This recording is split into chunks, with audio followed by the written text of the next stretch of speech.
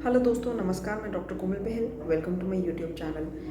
दोस्तों, इससे पहले मैंने एक एपिसोड अपलोड किया था जिसमें अष्टांग हृदय के चिकित्सा स्थान पे वो एपिसोड था। उसमें तकरीबन 6 डिजीज़ पे उनकी चिकित्सा क्या होनी चाहिए उस पे वो एपिसोड था। ठीक है, उनके चिकित्सा सूत्र पे एपिसोड था जिसमें मैंने कवर किया था ज्वर, रक्तपित्त, कास चिकित्सा एंड देन राज्यक्षमा, स्वरभेद एंड अरोचन। ठीक है, तो इन सब के बाद अब जो नेक्स्ट डिजीज़ हैं उसमें सबसे पहले हम लेंगे छर्दी। ठीक है, छर्दी में जो चिकित्सा सूत्र है वो देखिए, मैं आपको इस तरीके से बताऊंगी कि आपको हमेशा वो याद रहेगा। ठीक है, क्योंकि इन डिटेल पढ़ना है, एक एक इंग्रेडिएंट्स पढ़ेंगे तो वो याद नहीं रहेंगे। इससे अच्छा तो हम बुक्स ही पढ़ लें, बट वो भी एंड तक 100% याद नहीं रहता। तो आपको इस तरह से याद करना है। देखिए, जो छर्दी है, छर्दी में सभी छर्दियों में लंघन कराया जाता है। ठीक है, लेकिन वातज छर्दी में लंघन नहीं करवाया जाता। एंड छर्दी में हम विरेचन, वमन और इसके अलावा भृंगण और स्तंभन चिकित्सा भी करते हैं। एक पॉइंट ये हो गया। अब वातज छर्दी में हमने स्नेह विरेचन करवाना है। ठीक है, सर्पी सैंध वगैरह से हमने स्नेह विरेचन करवाना है। पित्त छर्दी में भी हमने विरेचन करवाना है। त्रिवृत को द्राक्षा स्वरस के साथ या फिर इक्षु रस के साथ हम मिक्स करके दे सकते हैं। तीसरा पॉइंट ये है कि हम कफत छर्दी जो होती है, कफत छर्दी में हमने वमन करवाना है। ठीक है, वमन के लिए हमने नींब ले लेना है, पिंडी तक या फिर सरसप लेना है। वमन करवा दिया। लेकिन अगर कोई रोगी दुर्बल है तो हमने उसमें उपवास करवाना है। उपवास करवा सकते हैं, शमन चिकित्सा करवा सकते हैं, हृदय को अच्छे लगने वाला अन्न वगैरह दे सकते हैं। ठीक है, और फिर इसके बाद हम कृमिज छर्दी जो होती है, कृमिज छर्दी में हमने कृमिज रोग या हृदय रोग की तरह चिकित्सा करनी है। एंड लास्ट इज़ कि जो दृष्टार्थ छर्दी होती है, मतलब कि कोई बुरा दृश्य देखकर हमें उल्टी आ गई, ठीक है, तो उसमें हमने मनु अनुकूल उपचार करने हैं। और दोस्तों, इसके बाद हृदय रोग में जो अलग अलग तेल और घृत है तो वो मैं आपको बताऊंगी। देखिए, हृदय रोग में इन शॉर्ट जो तेल यूज़ किए जाते हैं, सबसे पहले है बला तेल। ठीक है, और एक है यष्टि मधु शतपाक तेल। ठीक है, और तीसरा है सुकुमार घृत। दोस्तों, इसके बाद हमने पढ़ना है तृष्णा के बारे में। तृष्णा में सबसे पहले आप याद रखेंगे कि हमने वात पित्त घन चिकित्सा करनी होती है। सबसे पहला की पॉइंट ये है। दूसरे और पॉइंट्स आ जाते हैं जैसे कि दिव्य अम्बु शीतम। ठीक है, दिव्य जल को शीतल करके देना है। ठीक है, और तप्त लो सिक्ता कपाल निर्वापित जल का प्रयोग करना है। मतलब ऐसे जल का प्रयोग करना है जिसमें लोह जो तपा हुआ होता है, कपाल सिक्ता, ये सब मेटल्स जो होते हैं उसमें निर्वापित करने हैं। ठीक है, डिप करने हैं और उस जल का प्रयोग करना है। तो सबसे पहले जो वातज तृष्णा होती है उसमें हमने शीतल मास रस का प्रयोग करना है, भृंगणीय शीतल मास रस। पित्तज तृष्णा में हमने क्या करना है? पित्तज तृष्णा में 2-3 चीज़ें बताई हैं, जैसे कि पक्व उदंबर रस है, सारिवा आदि गण कषाय का प्रयोग करना है, या फिर पंचरस अम्बु का प्रयोग करना है। और कफश तृष्णा में हमने क्या करना है? हमने वमन करवाना है पेशेंट को। नींब पत्र से हमने वमन करवाना है। और फिर हम पंचकोल सादित जल दे सकते हैं, दर्भ पंच रस सादित जल दे सकते हैं। बस इतना याद रखना है। और फिर और तृष्णाएँ होती हैं जैसे कि जो स्नेह अजीर्ण तृष्णा। ठीक है, कोई भी स्नेह प्रयोग कर लिया हमने, घृत वसा मज्जा तेल, उसके अजीर्ण होने से जो तृष्णा होती है हमने उष्ण जल का प्रयोग करना है। ठीक है, और फिर जो स्निग्ध अन्न जन्य तृष्णा होती है, स्नेह अजीर्ण अलग है और स्निग्ध अन्न अलग है। तो स्निग्ध अन्न जन्य तृष्णा होती है, हमने उसमें क्या प्रयोग करना है? हमने उसमें हिम सदृश गुड़ अम्बु प्रयोग करना है। एंड नेक्स्ट इज़ कि जब क्षयज तृष्णा होती है, क्षयज तृष्णा में हमने क्या प्रयोग करना है? हमने मांस रस का प्रयोग करना है जो भी भृंगण करता है। ठीक है, अगर तृष्णा में कृच्छता, दुर्बलता ये लक्षण आए तो हमें छागे मांस रस या क्षीर का प्रयोग करना है। छागे मतलब बकरी का जो मांस रस होता है, ये क्षीर इसका प्रयोग कर सकते हैं।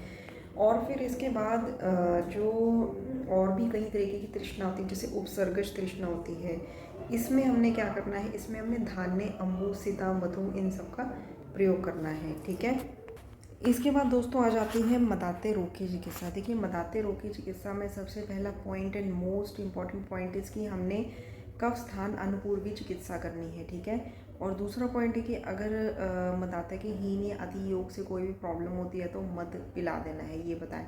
तीसरा ये कि अगर मदाते में तृष्णा होती है तो द्राक्षा रस का प्रयोग करना है, ठीक है।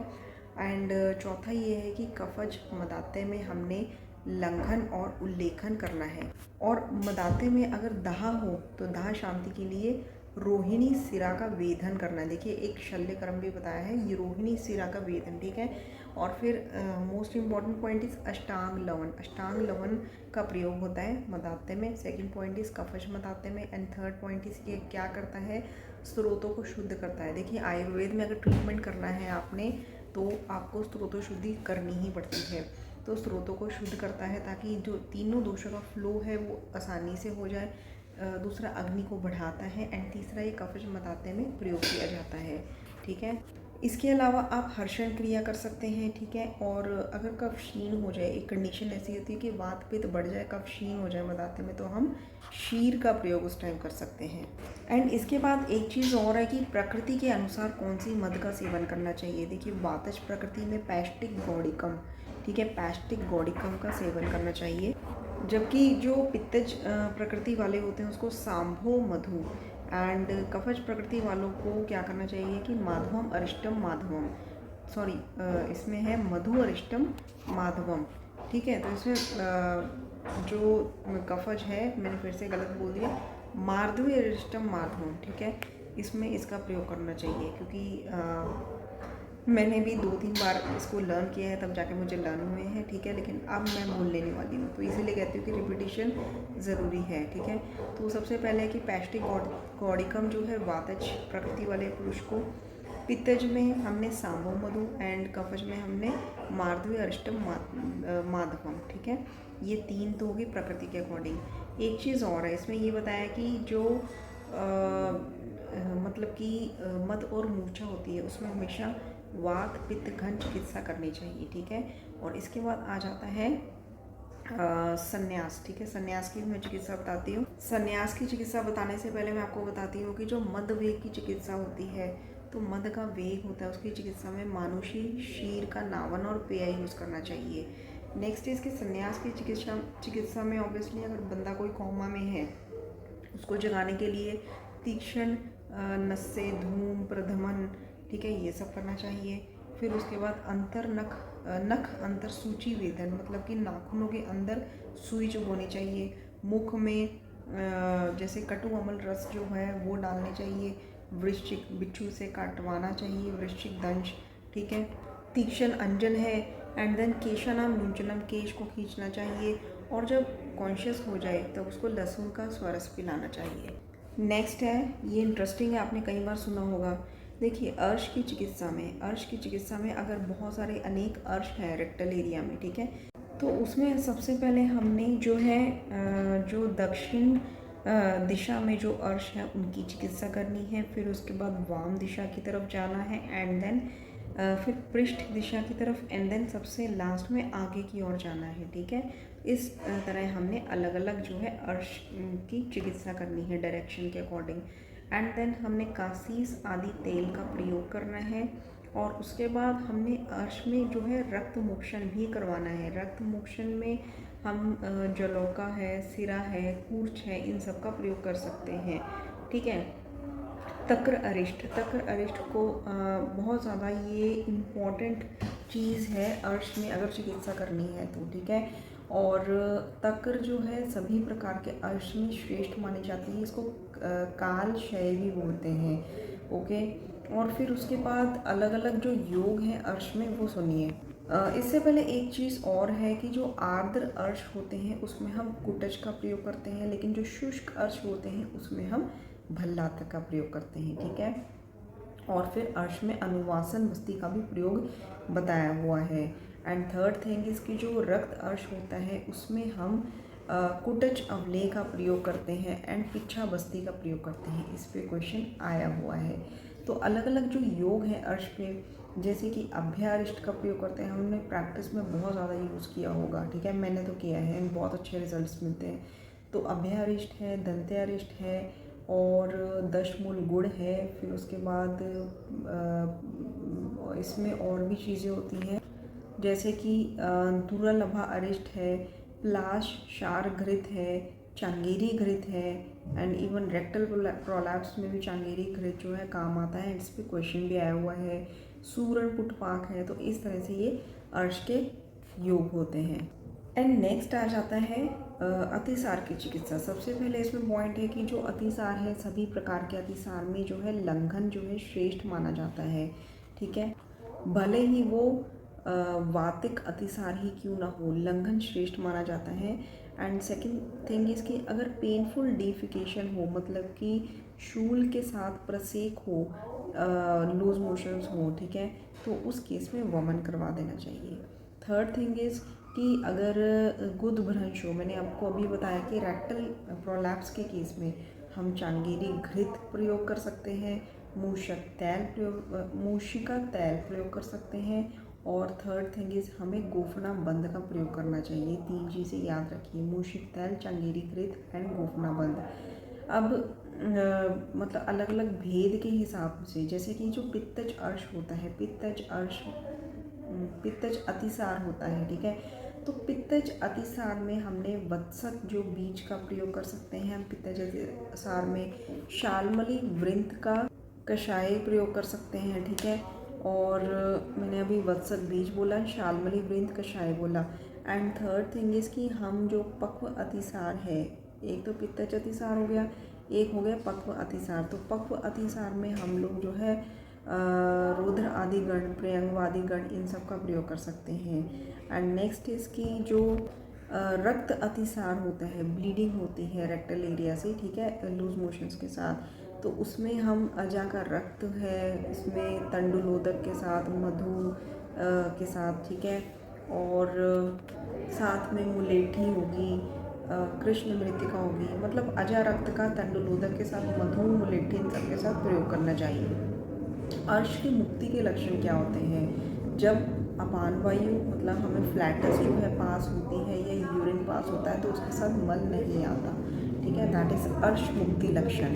और इसमें जो एक बहुत फेमस योग है वो कौन सा है? दाढ़ी मस्तक चूर्ण, जो अर्श में ये अतिसार में प्रयोग करते हैं। एंड एक और चीज़ फेमस द्रव्य है, दैट इज़ हरितकी, ठीक है। हरितकी जो है, जैसे कि अतिसार में गुरुता है और स्तैमित्य है, शूल है, अग्निमंद है, तो हम हरितकी का प्रयोग करते हैं। नेक्स्ट आ जाता है हमारा गृहिणी रोग चिकित्सा। देखिए, गृहिणी रोग चिकित्सा में सबसे पहले तक्र का प्रयोग करना है। ये दीपन होता है, पाचक होता है और लघु होता है, इसलिए हितकर होता है। सेकंड इसकी जैसे त्रिदोषज गृहिणी में हमें पंचकर्म का प्रयोग करना है। गृहिणी में जैसे त्रिदोषज में हमने पंचकर्म का प्रयोग तो किया, फिर उसके बाद हमने जो गृहिणी में योग होते हैं वो कौन से हैं? जैसे कि शार गुटिका, शार घृत, पंचमूल घृत, और इसके अलावा पलाश शार, सॉरी पलाश शार नहीं है, इसमें हिंगवादी शार है, ठीक है, हिंगवादी शार है, शार घृत है, शार गुटिका है, ठीक है, और पंचमूल घृत है। ये सब तालीस आदि वटक है, ठीक है। तो ये सब जो है गृहिणी में योग है। और पित्तज गृहिणी में हमने क्या यूज़ करना है? नागर आदि चूर्ण का प्रयोग कर सकते हैं, चंदन आदि घृत का प्रयोग कर सकते हैं। कफज गृहिणी में हमने जो है मेनली मधुक आसव का प्रयोग करना है। और अगर कफज गृहिणी में वात का अनुबंध है तो हम धन्वंतर घृत का प्रयोग कर सकते हैं, और धन्वंतर घृत के साथ हम लोग षटपल घृत का प्रयोग कर सकते हैं, ठीक है। तो इस तरह से गृहिणी की चिकित्सा हम कर सकते हैं। एंड घृत का इसलिए मेंशन किया गया है क्योंकि दुर्बल अग्नि को प्रदीप्त करने के लिए घृत जो है वो श्रेष्ठ माना जाता है। एंड नेक्स्ट इसमें आ जाता है कि जो मूत्रघात चिकित्सा, ठीक है। मूत्रघात चिकित्सा में हमने सबसे पहले जैसे वातज मूत्राघात है, वातज मूत्राघात में हमने क्या करना है कि अधोनाभि में हमने तेल लगाना है, अभ्यंग करना है, पिंड सेक अवगाहन फॉर्मेंटेशन वगैरह, हॉट फॉर्मेंटेशन देनी है, ठीक है। और फिर इसके बाद जो पित्तज मूत्राघात है उसमें हमने गोखरू है, शतावरी है, और एरवारू बीज है, गोखरू, शतावरी, एरवारू बीज, ठीक है, यष्टि, मधु, इन सब का प्रयोग करना है। कफज मूत्राघात में हमने जो है स्वेदन करवाना है, वमन करवाना है। फिर उसके बाद तीक्ष्ण कटु उष्ण भोजन करवाना है और क्षार का प्रयोग करवा सकते हैं, ठीक है। एंड देन जो मध होती है, मूत्राघात में जो मध का प्रयोग होता है उसका श्लोक किस तरह से है, उसमें लिखा है कि सौवर्चल आड्या, ठीक है, मध सौवर्चल आड्या मध पिबेन मूत्र रुजा आपहम। मतलब कि सौवर्चल आड्या मध है, इसको पी के मूत्र में जो पेन रुजा होती है वो ख़त्म हो जाती है, ठीक है। एंड इसके बाद जो नेक्स्ट है, अश्वरी पातन के उपाय बताए हैं, जैसे कि उत्तर बस्ती का प्रयोग कर सकते हैं, या फिर रथ की सवारी कर सकते हैं, या फिर वीरत्व आदि गण का प्रयोग कर सकते हैं। नेक्स्ट है कि प्रमेह की चिकित्सा। देखिए, प्रमेह की चिकित्सा में सबसे पहले मैं आपको बताऊंगी कि इसमें कुछ योग और फिर प्रमेह पीड़िका की कैसे चिकित्सा की जाती है। तो इसमें सबसे पहले वमन का बताया है, फिर विरेचन का बताया है, एंड देन सुरसा आदि कषाय से हमने आस्थापन बस्ती देनी है, ठीक है। वमन, विरेचन एंड आस्थापन विद सुरसा आदि गण का कषाय, ठीक है। एंड नेक्स्ट इसकी जो योग होते हैं, जैसे कि रौद्र आसव है, एंड धान्वंतर घृत है, शिलाजीत का प्रयोग है, नवायस का प्रयोग है, ठीक है। एंड प्रमेह पीड़िका में जो है हमने आरगवत आदि गण का प्रयोग करना है, अस्नादिगण का प्रयोग करना है, वत्सक आदिगण का प्रयोग करना है, ठीक है। एंड नेक्स्ट इसकी हमने मधुमेह में शिलाजीत का मधु के साथ प्रयोग करना है। इसकी मात्रा जो होती है वो 1 तुला तक होनी चाहिए।